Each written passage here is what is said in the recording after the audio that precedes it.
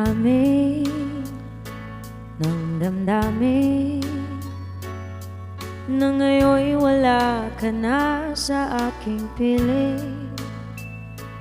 Araw-araw ang dalangin. Hello mga pinatibay! Kita nyo ba? Minabi ang entrance ang ano nila no? Ang venue nila ga. Ayan pala ang organizer dyan is si RBM, Rayo Mendoza ga. Siya isa sa mga magagaling din talaga dito sa Palawan na organizer at stylist ng mga wedding, mga party, mga birthday party. Yan, isa yan sa mga magagaling dito. At isa rin syempre sa mga sinusuplayan ko ng wedding cake. Dahil ito yung wedding cake na to is nag-request daw si client na butter cake. Huli ko na nga na anong tawag dito, nabasa na isa lang pala yung edible. Kailan nagawa ko dito ga, puro all edible talaga ga. Butter cake, tapos syempre yung gamit natin para maging kalasa niya rin is yung butter whippet ng Bakersfield. Kasi para kapag kumakain sila, lasang butter lang rin talaga, pati yung palaman ba ng cake natin ga. At ito ga, yung size nito ay 9 by 7, tapos 7 by 7, tapos 5 by 7.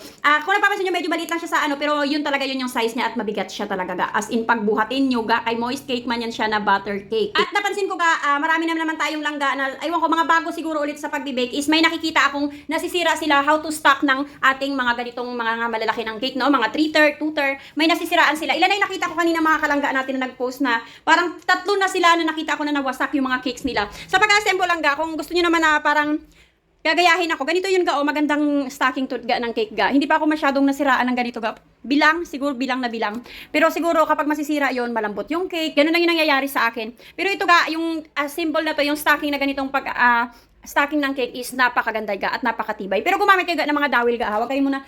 Sa akin kasi hindi ako gumagamit ga ng straw, yung anong tawag dun? Sago straw. Kasi nga baka may time na may dudulas, lalo na pag ibabiyahe, yun. Hindi talaga ako gumagamit ng sago straw ga. Kaya ang ginagamit ko talaga is dowel, yung nababili sa mga baking shop.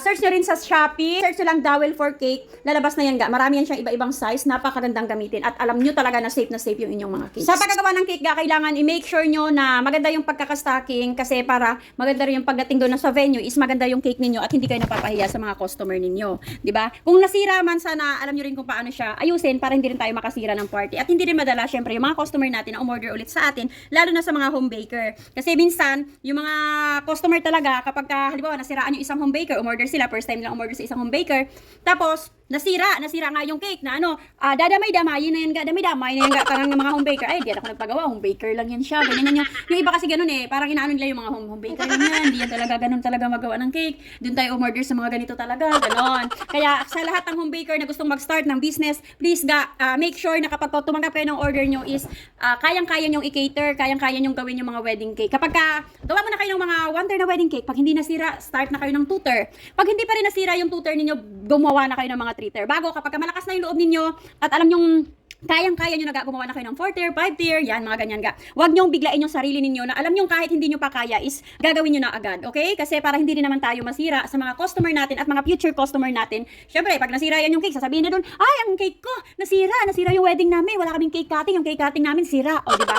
Yun yung nakakasira talaga sa ating mga baker kapag may mga ganong nangyayari. Tapos yung cake na to is napakasimple lang naman, ganyan lang siya, lagyan lang siya ng parang group, ano ba yung tawag yan sa may mga design na alon-alon na yan ga, na parang hindi siya pantay-pantay na pagka-alon na parang pa-slide ng alon siya. Tapos, ano yan ha, mayroon akong ginamit yan na fresh flower, tsaka dried flowers, pinagsama ko sila ga. Tayo na nga, magdi-deliver na kami ni Daddy, kasi medyo malayo to ga. Hindi naman siya ganun kalayuan, kaya lang dulo-dulo to ga. Yung Prinsesa Garden, dun pa sa bayan, kami dito sa kabilang dulo naman. Kaya, biyahe na, sama pa rin ako. Kahit marami kaming pait cake nung time na yan, sinamahan ko pa rin si Daddy kasi nga, syempre malaking event to, lalo na si Rio Mendoza, yan, iba yan talaga yung kanyang mga event, kaya kapag nagta-travel talaga or nagbabiyahe ng mga cakes, kasama talaga ako ga, lalo na mga wedding cake din syempre, hindi lang kay Rio, sa lahat ng organizer dito kapag wedding cake, alam nyo naman na kasama talaga ako ni Daddy sa pagdi-deliver. Bihira akong hindi sumama kapag may hinahabol pa akong isang wedding cake, yun hindi ako sasama, pero naka-ready na rin naman ako ga sa mga tawag, halimbawa, mami nalaglag yung cake, nagaling yung cake, tatakbo na agad ako, syempre may isa naman dyan, nandiyan naman si Pait, at least kapag may nasira is, tatakbo agad ako, agapan natin yung mga pangyayari hindi inaasahan sa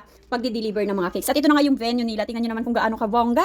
Liwaga. Grabe. Congratulations again and thank you so much kay Madam Rio ng RBM, tapos kay Madam Shi, tsaka kay Sir Norman sa Tiwala. Ngayon ay, nag-download ako ng Masaya Game. Kapag mag-download kayo ng Masaya Game, punta kayo sa mga video ko sa comment section. Nandun yung link ng Masaya Game na to. Hindi nyo na kailangan mag-cash in dito ba? Kailangan, meron siyang, kapag nag-download ganito lang ga, meron siyang 7 pesos agad, pampuhunan mo. Sa paglalaro pala nito lang ga, syempre alam nyo kung paano nyo kontrolin yung sarili niyo. Kasi nakaka-addict talaga yung ganitong mga laro lang ga. Ilalagay nyo lang yung cellphone number nyo, at syempre yung inyong password. verification code, yung doon isi-send doon sa number ninyo. Pwede na tayo maglaro. Ayan na po. At syempre may free draw sila. Pindutin lang natin ha. Okay, tapos na yung free draw natin. Ayan, pwede kayo mag-cash in ng 15 pesos, pwede kayo mag-cash in ng 55 pesos. May 6 pesos tayo. Ilalaro natin yan ng, meron silang Dragon Tiger, Toast Coin, ganyan. Marami sila dito mga palaro. Pero syempre yung aking pinaka-paborito is Solar Game. Oh, excited na ako ga. Wait lang. Pula lang nakabutan ko ga. Sorry naman. Ayan yung pula. Oh, panalo tayo ga. May panalo tayo. Additional tayong piso. Lang, piso ulit. Piso sa green. Oh, ito na nga natin, try natin kung mananalo tayo sa green. Nakakatakot kasi mag, ano, di ba? Magtaya ng malaking malaki talaga. Sakto-sakto lang ga. Yung aliw-aliwan nyo lang. Ay! Talo ako ga! Ayan, natalo ako. Tingnan natin kung nanalo tayo. Ay! Natalo ako lahat! Sorry. Okay lang. Bet ko sa pink. Okay na yan. Try nga natin. Ready? Ay! Nanalo ko ang 2 pesos ko. May pera na kayong naipon. Pwede nyo namang i-cash out gamit yung inyong mga Gcash. Kaya syempre maging responsable kayo sa perang pinaghirapan ninyo. Kaya ano pang inaantay nyo? Pwede na kayong mag-download ng Masaya Game. At syempre dalawa na mananalo ng tag 300 pesos pambili ng bigas ninyo at pang merienda ninyo lang ga. Kaya ano pang inaantay nyo? Download tayo ng Masaya Game.